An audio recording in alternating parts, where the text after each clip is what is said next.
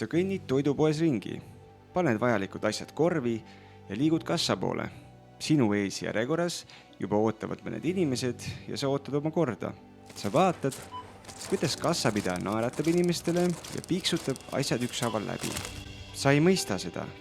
Kuidas ta saab olla nii rõõmus, tehes tööd, mis tundub sinu jaoks täielik piin. Istuda terve päev ja teha sellist üksluiset tööd. Iroonia peitub aga selles, et see sama inimene võib vaadata sinu tööd õudustundega ja mõelda, kui õnnelik ta on, et saab teha stabiilset rahulikku tööd. Oled sa kunagi mõelnud, miks see nii on? Siin ei ole tegelikult ei õiget ega vale vastust. Kõik variandid võivad olla õiged ja see sõltub meie eelistustest. Kes hindab stabiilsust ja turvatunnet, sellele võib sobida pikk karjäär ühes ettevõttes, kus omandatakse küll palju oskusi ja kogemusi, kuid ei liiguta karjääriredelil just palju edasi. Mõni peab töö sisust olulisemaks töötamise asukohta, sotsiaalset elu või paindlikumat elustiili.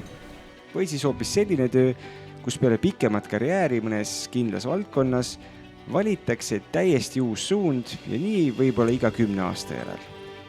Selles, milline töö meile sobib, mängib väga suurt rolli meie isiksus. Mõnele meist pakub rahuldust rahulik ja stabiilne töö, teine aga särab kõige rohkem pingelises ja muutuvas keskkonnas. Võti siin on leida just see töö, mis sinule sobib. Aga kuidas aru saada, milline töö just sinule kõige paremini sobib? Kõige olulisem ja ka kõige keerulisem on õppida tundma iseennast.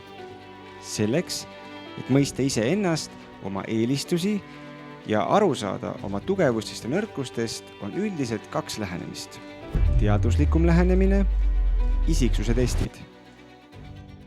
Näiteks Myers-Briggs test aitab mõista, kas oled ekstravert või introvert, kas eelistad struktuuri või paindlikkust.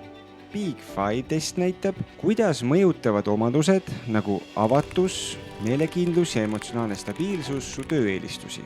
Karjääritest, näiteks RIASEC ehk John Hollandi mudel, jagab inimesed 6 karjääri ja isiksuse tüübi vahel, mille põhjal saadaks ülevaade, millised töövaldkonnad võiksid inimese isiksusega kõige paremini sobida.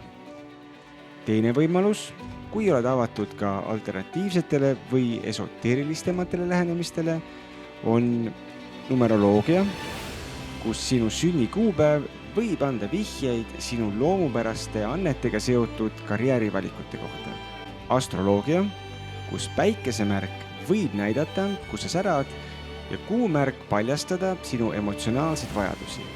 Neist iidsetest meetoditest kõige modernsem on human design, mis näitab, milline on sinu energiatüüp ning kuidas see võib suunata sind tööle, mis sobib sinu loomuliku energiavooga. Oluline on mõista, et kumbki lähenemine pole ainus õige tee. Mõned inimesed võivad leida selgust teaduslikust lähenemisest, teised aga saada inspiratsiooni esoteerilistest meetoditest. Mõlemad võivad pakkuda väärtuslikke vihjeid. Proovi ja kombineeri erinevaid lähenemisi, et leida see, mis just sinu jaoks töötab. Nüüd, kui sa oled enda jaoks välja selgitanud, milline töö teeb sind tõeliselt õnnelikuks, küsi korraks endalt, kas sinu sõbrad toetavad sind sellel teekonnal või takistavad? Sest inimesed, kes sind ümbritsevad, mõjutavad sind rohkem, kui sa arvatagi oskad. Tõeliselt rahuldust pakkuva elu loomine ei sõltu ainult sinust, vaid ka sellest, kes on su kõrval.